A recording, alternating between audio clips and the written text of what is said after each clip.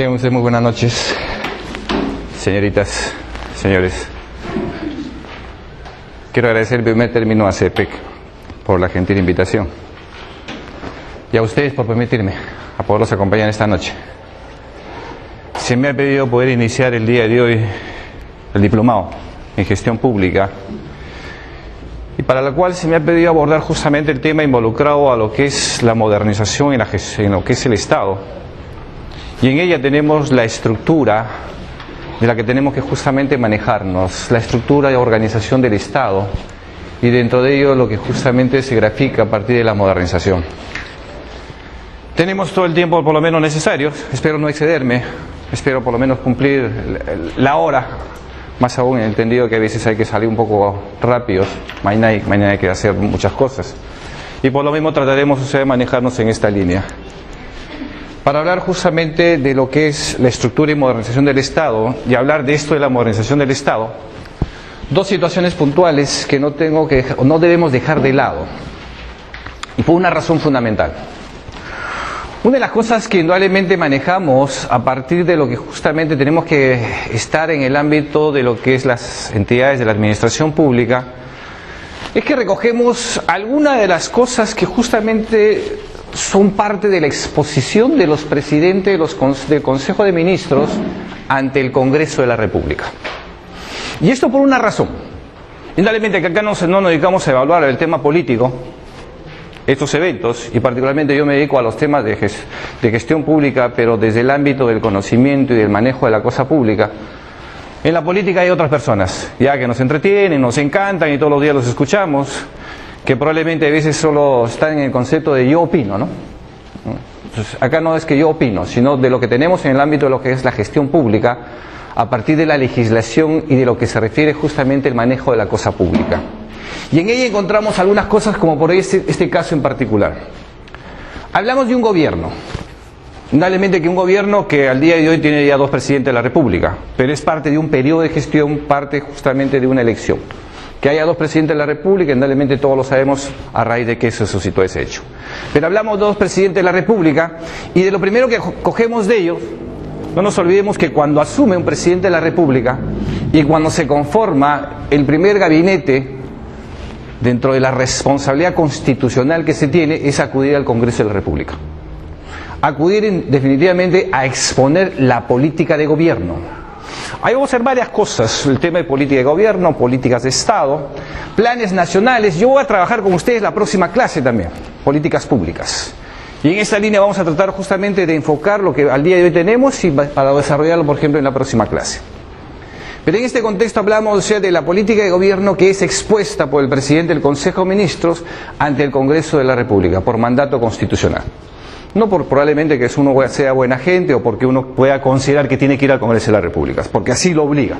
Entonces de ello más o menos nosotros empezamos a recoger lo que se pretende hacer a partir de cada uno de los gobiernos. Y de ahí recogemos del primer presidente del Consejo de Ministros de este gobierno, no este presidente. Estamos hablando del señor Fernando Zavala. Por eso quiero que hagan esta distinción, que tengamos dos presidentes, estamos hablando de un solo periodo de gobierno. Son dos cosas diferentes. El primer presidente del Consejo de Ministros, y solo recogemos de los primeros nada más, ahí mayormente trabajo con los primeros, pues realmente que hemos tenido es el tercer presidente del Consejo de Ministros dentro de este gobierno, porque pues la señora Mercedes Arauz inclusive. Aquí hablamos del señor Fernando Zavala. Cuando acude al Congreso de la República en fecha 18 de agosto, dentro de lo que justamente es materia, este tema que al día de hoy se nos ha asignado, por lo menos tenemos que desarrollar, se refiere a algunos conceptos fundamentales, que es parte de lo que vamos a analizar. Implementaremos una estrategia de modernización del Estado. No sé qué cosa nos quería decir con ello, pero por lo menos, o sea, habiendo transcurrido, estamos 2018, estamos mes de junio, no tenemos esta estrategia de implementación.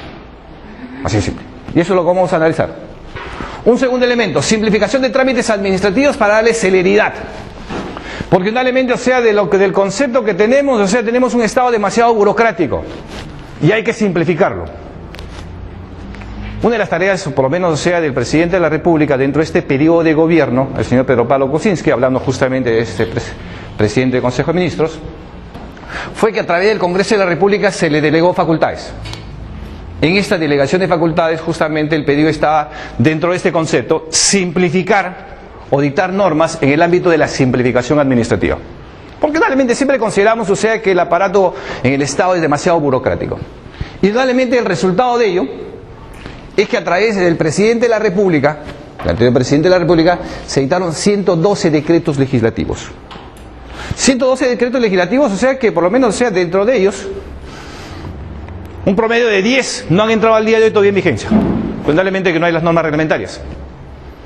Pero en la mitad, por lo menos, o sea, de estos decretos legislativos, sí, efectivamente, muchos de ellos estuvieron referidos al ámbito de la simplificación. No tenemos por qué desconocer esas cosas. Por ejemplo, uno de los grandes problemas que siempre hemos tenido y hemos visto, por ejemplo, es de los pescadores artesanales, que no hace mucho estuvieron en una protesta, no hace mucho. Los pescadores artesanales, antes de la dación, por ejemplo, de un decreto legislativo en el cual se simplificaba los trámites y el otorgamiento de autorizaciones, demoraba un promedio en tiempo de un año. Y en este año tenían que presentar no menos de 30 documentos para que por lo menos pudieran obtener, o sea, su autorización. En esta dación de uno de estos decretos legislativos se simplificó este procedimiento a 2 meses. Y de la presentación de documentos simplemente estaba en 10 documentos. Claro, probablemente en la zona de Lima no lo vemos ello. Oye, ¿qué pescadores artesanales nosotros tenemos aquí? Pero sí por lo menos estas cosas, o sea, en otras zonas, sí por lo menos, o sea, marca una presencia. Hemos visto, por ejemplo, este tema, o sea, del otorgamiento de la nacionalidad. ¿Cuántas personas acuden al día de hoy a relaciones exteriores o a migraciones, discúlpenme, para entonar el himno nacional y puedan obtener justamente a través de este acto protocolar la obtención de la nacionalidad? Está igual, ¿eh? El tiempo que les demandaba obtener la nacionalidad, no menos de un año. Y un trámite totalmente engorroso. Son cosas que de alguna manera, o sea, se han ido dictando en el ámbito de la simplificación. O sea, si quisiéramos ver probablemente cada uno de estos decretos legislativos nos demandaría mucho tiempo, pero sí hay decretos legislativos que de alguna manera han aliviado, y ahí tenemos un punto más o menos en concreto. Ahorro de costo, la predictibilidad. El ahorro de costo, la predictibilidad, sí, de alguna manera. Vamos rapidísimo. Fortalecimiento de la descentralización. Ahí tenemos un gran problema. De los últimos 5 años, y probablemente esto lo cojamos más adelante, el proceso de descentralización en nuestro país está totalmente detenido. Está totalmente detenido. Esa es la gran realidad que tenemos al día de hoy. No hay un tema de trabajo articulado en el ámbito del fortalecimiento a través de lo que es el proceso de descentralización, que más adelante vamos a tratar de enfocarnos en esa línea. Claro, el actual presidente de la República, en este tema básicamente del proceso de descentralización, lo que ha hecho, por lo menos en estos 2 primeros meses, es transferirle básicamente recursos a los gobiernos regionales y a las municipalidades. Y por ello más o menos se han aprobado, ojo, transferencia de recursos en el orden de los 6.000 millones. 6.000 millones. Y en un primer momento más o menos para que estén destinados, o sea, por medio, todos los gobiernos regionales, más de 500 municipalidades, y que se puedan, o sea, dar celeridad en más de 300 proyectos que definitivamente están entrampados. Entonces decimos, señor, está avanzando la descentralización. ¿Por qué? Porque le hemos dado recursos. ¿A quién le hemos dado recursos? A las municipalidades. ¿Y a quién más? A los gobiernos regionales. Entonces nosotros preguntamos, ¿ese es parte ese es el proceso de descentralización? Hay que analizarlo eso en varios enfoques. A ver, la otra figura en este caso del proceso, o de lo que hablamos de este fortalecimiento de la descentralización, ahí particularmente yo tengo varias críticas, independientemente, o sea, del ámbito legal y del ámbito administrativo. O sea, por una razón, yo digo una razón. Estamos dentro de un proceso electoral. Discúlpeme, el proceso electoral tenemos en octubre. Las actuales autoridades y los actuales periodos de gestión en el ámbito de los gobiernos subnacionales, municipalidades provinciales, municipalidades distritales, gobiernos regionales, ¿cuántos meses tienen en todo caso para por lo menos manejarse en la gestión pública? Estamos en el 6º mes. La pregunta es, ¿los 6.000 millones, o sea, van a ser invertidos en todos los proyectos que al día de hoy justamente están totalmente entrampados? Yo tengo 2 lecturas en esa línea. Y esto es muy independiente del ámbito técnico o del ámbito legal. Discúlpeme, a los gobiernos regionales hay que transferirle recursos, sí señor. A las municipalidades hay que transferirle recursos, sí señor, porque realmente hay municipalidades que no tienen recursos para lo que pudiera ser la inversión pública. Pero la pregunta es, ¿este es el momento? Porque yo tengo dos lecturas ahí. ¿Cuántos proyectos efectivamente se van a concluir? ¿Y cuántos se van a terminar? ¿O cuántos simplemente están preocupados en estos 6 meses de hacer caja? Como ya no hay la reelección, están preocupados. Muchos dicen, a partir del próximo año, ¿qué voy a hacer? Y nosotros le decimos, empieza a trabajar. Como cualquier persona mortal, que tenemos que ganar los frijoles de manera diaria. Porque lamentablemente no muchos están acostumbrados justamente a ganarse los frijoles de manera honrada. Y probablemente, encuentran en el poder esta forma fácil, por lo menos, de manejarse en la cosa pública. Este es un tema que en todo caso vamos a tener que revisarlo. Buscaremos los servicios públicos, sean empáticos, sean atrayentes, sean de una mejor manera. Servicios públicos. ¿Cuáles son los servicios públicos? Todos los días, vamos a las entidades públicas. Y ahí vemos cuáles son los servicios públicos que justamente se trabajan a través de las entidades públicas. No sé qué cosa querían decir con esto, que sean empáticos, pero en fin. Sensibles a las necesidades y características de los ciudadanos. No, que todos los días nos quejamos, cuando hablamos de estos servicios públicos. De 1000 maneras. Nos quejamos todos los días del INDECOP y nos dedicamos, hasta de la policía nos quejamos. Vamos a retomar. El actual presidente del Consejo de Ministros, acudió al Congreso de la República en mayo de este año. El actual presidente del Consejo de Ministros. Básicamente, cuando nosotros revisamos, es bueno, como dirían mis hijas, hay que darnos una lectura o hay que dar una lectura a las presentaciones o a los mensajes, a lo que justamente está escrito por los presidentes de los consejos de ministros por un tema de cultura general, por un tema de conocimiento, por un tema, de quienes estamos en el ámbito de la gestión pública tenemos que por lo menos tener idea cómo se va a manejar las cosas. Hay que dar una revisada. Y el actual presidente del Consejo de Ministros, por lo menos cuando se refiere al contexto de la modernización o la reforma propiamente del Estado, no hay un enfoque salvo estas palabras. Necesitamos construir un Estado descentralizado. Y que además dice capaz de llevar servicios básicos y oportunidades de desarrollo al lugar del país. Habla de la centralización y ahorita vamos a ver la descentralización. Muy rapidísimo. Y va en otro enfoque y dice, necesitamos que el Estado, las comunidades, recuperen los territorios que hemos abandonado.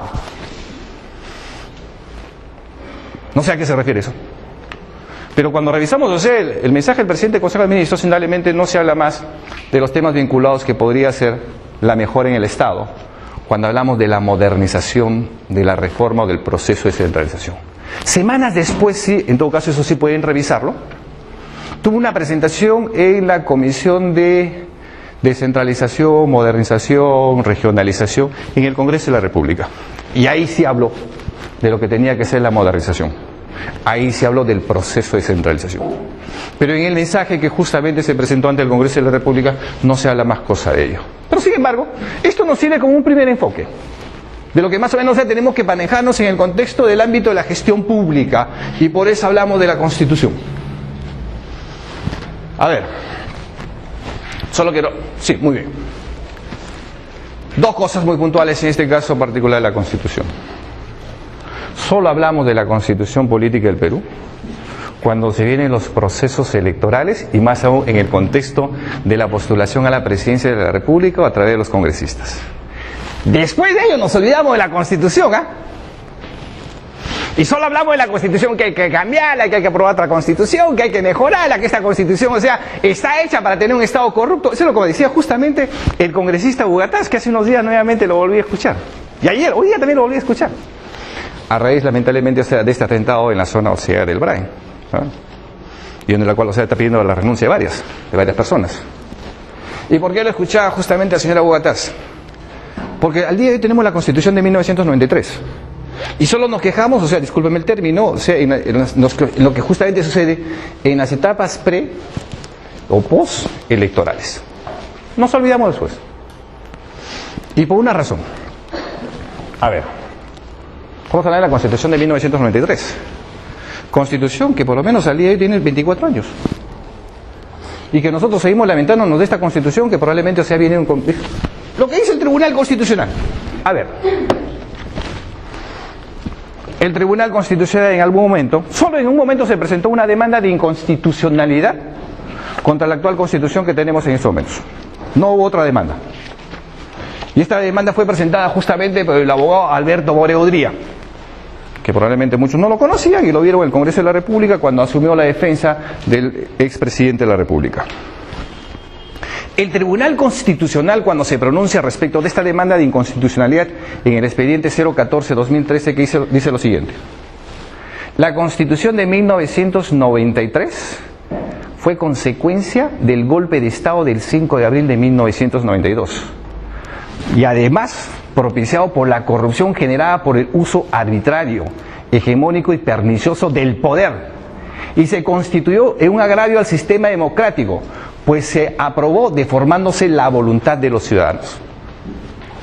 Y por otro lado dice lo siguiente: el presidente constitucional de ese entonces, contando con el apoyo de los civiles y militares, perpetró un golpe de Estado e instauró una dictadura, la cual, para disfrazar su propósito de mantenerse en el poder por tiempo indefinido y revestir legalidad en el ejercicio del poder, convocó a un Congreso Constituyente al que le atribuyó la competencia para dictar la Constitución Política de 1993.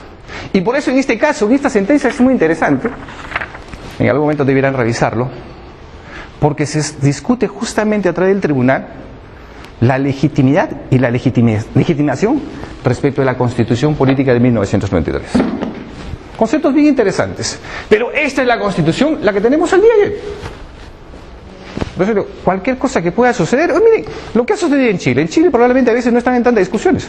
En este momento viene discutiendo justamente una nueva Constitución. Proyecto que fue presentada por el anterior presidente de la República, antes de terminar el mandato. Y acá simplemente estamos en un tema de lamentaciones, hay veces que no nos lleva más. La Constitución Política del Perú crea el Estado. Cualquier cambio que se quiera dar en la forma de organización a través del Estado tiene que ser a partir de la Constitución de 1993. La Constitución permite justamente eso, competencias, y crea justamente a todas las entidades que forman parte de ella, les establece las atribuciones, y encontramos, y permítame simplemente este punto, y regreso. Esta forma de organización del Estado es a partir de la Constitución de 1993. Cualquier cambio que se quiera generar en esta estructura organizacional del Estado es a partir de la Constitución de 1993. Y por eso que esta Constitución habla de este Estado. Hablamos de una república, no hablamos de una monarquía. Hablamos, o sea, de una república que además es democrática. Por eso nosotros hablamos de la alternancia en el poder y cómo es que se genera el poder a través de lo que es el Estado. El artículo 45 de la Constitución Política del Perú se refiere básicamente cuando habla del poder. Dice: el poder emana del pueblo y quienes lo ejercen o quienes justamente asumen el poder se desarrollan a partir de las limitaciones constitucionales y legales que les permiten. No es que uno nace con el poder. El gran problema es que a veces olvidamos estas cosas. A veces muchas personas consideran que han sido iluminados, han sido consagrados, han sido santificados a través, o sea, de la asunción del poder. No sé. Y lamentablemente, o sea, creen que a veces ellos van a la inmortalidad. Gran equivocación también. Y por eso luego los encontramos en la calle y ahí probablemente te pasan a vos o probablemente te conocen. Porque ya no están en la inmortalidad, bajan a la mortalidad. Entonces muchos lamentablemente, ojo, no entienden este sistema democrático. Hablamos de una forma de organización independiente y soberana y por eso decimos que es un Estado uno e indivisible. Uno.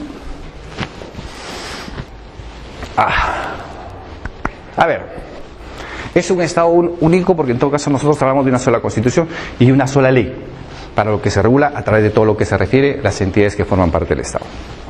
Estado único. No es un Estado federal, donde tenemos diferentes formas, o sea, de legislación.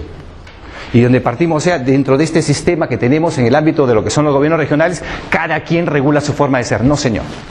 Partimos de una sola Constitución. Y en ella justamente se grafica todo lo que le corresponderá en esta forma de organización. Pero sin embargo, a veces lamentablemente hay personas que consideran que son, cuando asumen el poder, consideran que probablemente es parte de un feudo, o en todo caso consideran que ellos pueden manejarlo como mejor creen.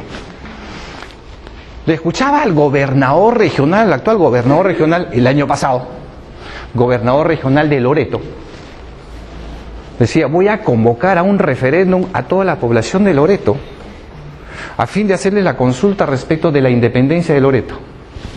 Hay personas que a veces no entienden o en todo caso leen mal la Constitución. Claro, como esto lo estábamos manejando en el caso, por ejemplo, en España, o en lo que estábamos manejando en el ámbito de Europa, creen que por lo menos en el Perú es igual, pues. A veces nosotros le decimos, señor, hay que revisar la Constitución. No hay estas formas decisorias de apartamiento de la forma de organización del Estado. Entonces, por una decisión que pueda ser válida, justa y legal, señor, no se aparta justamente estas formas de desintegración del Estado. No ha prosperado. Pero eso es un tema, o sea, en el año, a ver, los primeros gobiernos regionales que hemos tenido, indudablemente que antes se llamaban presidentes regionales, estamos hablando después de la modificación constitucional del año 2002. 2003, 2004 teníamos los primeros presidentes regionales que antes se llamaban presidentes regionales. Recuerden ese primer gobierno regional de Puno, el primer gobierno regional de Puno, aprobó una ordenanza regional en la cual ellos declararon su independencia. Una ordenanza regional en la cual decía, señor, declaramos la independencia de Puno y nos declaramos un estado aymara. Y como tal no nos sometemos a la Constitución Política de 1993. En esa línea, sobre la base de esta forma de determinación, ¿sí?, de manera unilateral, el Estado peruano lo demandó. En algún momento estaba en Puno, pregunté, ¿cómo va el caso? El fiscal ha pedido 6 años, me dijeron. 6 años. Independientemente que se declaró inconstitucional la ordenanza en el caso del gobierno regional. Pero por el hecho del delito, había habido una denuncia penal en ese contexto.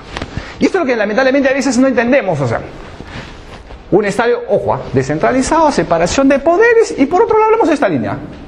Que esto lo graficamos en este punto, a ver, punto. 3 poderes claramente definidos. Legislativo, ejecutivo y judicial. Señores, en los últimos 25 años, en los últimos 20 años, ¿cuáles han sido los cambios fundamentales en la forma de organización que tenemos a nivel de todos estos poderes? Ninguno. Sí, en la forma de organización. Probablemente había un crecimiento al interior de ellas. Poder legislativo, Congreso de la República. La Constitución Política del Perú señala que el Congreso de la República, bajo esta denominación que tienen, o sea, los que están dentro del Parlamento, ojo, la Constitución solo se refiere a un Parlamento, a un artículo, pero en el concepto y en la denominación nosotros hablamos del Congreso de la República. Y quienes justamente forman parte de ellos son los congresistas, más no parlamentarios. Esta es la denominación constitucional. Por eso siempre hay que señalarlo de manera sobre la base de lo que se halla en la legislación correspondiente. Entonces, lo que se refiere a la Constitución de 1993, por ejemplo, en este punto dice, señor, el Congreso de la República tendrá 120 congresistas. 120. A lo largo de los años, lo único que ha cambiado en este punto es que de los 120 se aumentaron a 130. Y lo que se pretende hacer al día de hoy es aumentar a 140. ¿Por qué? Porque se pretende, o sea, dar una participación a representantes que justamente provienen del exterior. Veremos ese cambio. Pero en el otro ámbito, cuando hablamos de estos 3 poderes, los 3 poderes simplemente, o sea, se mantienen como tal. Siempre hemos hablado de reformas en el Poder Judicial, de formas, o sea, de manejarlo de una manera diferente y todo. Pero en fin, cada una de estas cosas, o sea, se mantiene como tal. Hablamos de estos 10 órganos constitucionalmente autónomos, ¿eh?, creados por la propia Constitución. Y en ella se reflejan cuáles son estos 10 órganos. Jurado Nacional de Elecciones, Oficina Nacional de Procesos Electorales, Registro Nacional de Identificación, Contraloría General de la República, Defensoría del Pueblo, etc. 10. Hubo un intento por el actual Congreso de la República, de modificar exactamente el artículo 47 de la Constitución Política del Perú. El artículo 47 de la Constitución Política del Perú se refiere a lo siguiente: la defensa de los intereses del Estado está a cargo de los procuradores públicos. Procuradores públicos, que al día de hoy la Procuraduría o las Procuradurías, y lo que tenemos procuradores, o sea, a nivel dentro de lo que es el Estado, están adscritos o dependen del Ministerio de Justicia. Entonces, lo que se estableció, por lo menos, que tengamos una Procuraduría General de la Nación, pero que no dependa de una entidad que forme parte, o sea, del ámbito nacional. Una Procuraduría, o sea, que sea un órgano constitucionalmente autónomo, por ejemplo, como el caso particular de la Contraloría General de la República. Contraloría lo tenemos acá. Entonces, dale este mismo tratamiento y esta misma característica, como un órgano constitucionalmente autónomo, y que los procuradores no se hallan o no estén adscritos a lo que al día de hoy tenemos, que ellos dependen justamente del Ministerio de Justicia. Dependen funcional y administrativamente y económicamente, o sea, del Ministerio de Justicia, en su gran mayoría. No todos, perfecto. Entonces, se empezó a trabajar, ojo, en el actual Congreso de la República, un proyecto de ley, luego se presentó otro proyecto y luego hubieron 3 proyectos de ley. Pero cuando llegó al Pleno del Congreso de la República no hubo acuerdo. Y el acuerdo no estuvo cómo debiera ser conformado esta Procuraduría General. Y teniendo un Procurador General del Estado, algo como se tiene en el caso del Contralor General de la República, ¿quién tenía que designarlo? El Contralor General de la República en ese momento se ha designado a través del Congreso de la República. Como sin o sea objeciones, esto no se quería repetir para el caso de los procuradores. Y se estableció en un primer momento que podía ser la Contraloría, otro caso podía ser, podía ser, los grandes magistrados, podía ser, otras entidades, pero que no sea el Congreso de la República. En este entrampamiento se quedó ahí. No hubo aprobación. Y por lo menos, hubo la intención, se quedó ahí la intención de incorporar un organismo constitucional autónomo que podría haber sido, en este caso, la Procuraduría.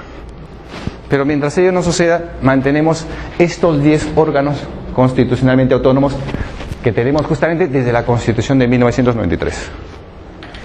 Hablamos del gobierno regional. A ver, cuando ustedes revisan la Constitución de 1993, hay que revisarlo dependiendo más aún de los lugares, los tiempos y los momentos, ¿ah? Cuando usted revisa la Constitución Política de 1993, la que justamente se promulga, y esto se promulga a partir de un referéndum, ¿ah? Alguien me preguntaba la vez pasada, ¿cuántas fueron las personas que aprobaron esta Constitución? Exactamente 3.800.000 y pico de electores que en ese momento fueron a votar. Porque lo que pasa fue lo siguiente: el caso particular de la Constitución de 1993 tenía que haber sido sometido a un referéndum aprobado con el Congreso Democrático, sometido al referéndum para que ellos pudieran decir si querían esa Constitución o no querían esa Constitución. De manera expresa, ¿cuántos electores teníamos en ese momento, 31 de octubre de 1993? 11.518.000. Al día de hoy tenemos 23 millones de electores. El número de votantes, 8.178.000. Ciudadanos que votaron por el sí, 3.895.000, y por el no, 3.548.000. En buena cuenta, la Constitución Política de 1993 fue aprobada por 3.895.000 ciudadanos y personas itahuanas. Ellos son los que justamente determinaron que tengamos esta Constitución. Pero cuando uno revisa la Constitución de 1993, en ella no va a encontrar a los gobiernos regionales. Porque en la Constitución de 1993 solo se grafica al gobierno central como concepto y como denominación. Ahí se habla de un gobierno central y se habla de los gobiernos locales. En el año 2002 se modifica el capítulo de descentralización de la Constitución. Y en esta modificación constitucional es que se incorporan a los gobiernos regionales. Por eso es que ahí recién tenemos a los gobiernos regionales. Y cambia de denominación, ya no hablamos, del gobierno central, sino del gobierno nacional. Se quedan los gobiernos regionales y tenemos, los gobiernos locales. Por eso hablamos de esta línea. Se organiza el gobierno, nivel nacional, nivel regional, nivel local. En el ámbito de lo que es el gobierno nacional se halla lo que se conoce el Poder Ejecutivo. ¿Quiénes son el Poder Ejecutivo? Ese tema. El gran problema que a veces encontramos, y por eso decimos, ¿quién es el Estado? ¿Y cuál es la forma de organización del Estado? Por eso hablamos de esta forma de organización del Estado. Porque a veces, hay muchas personas que salen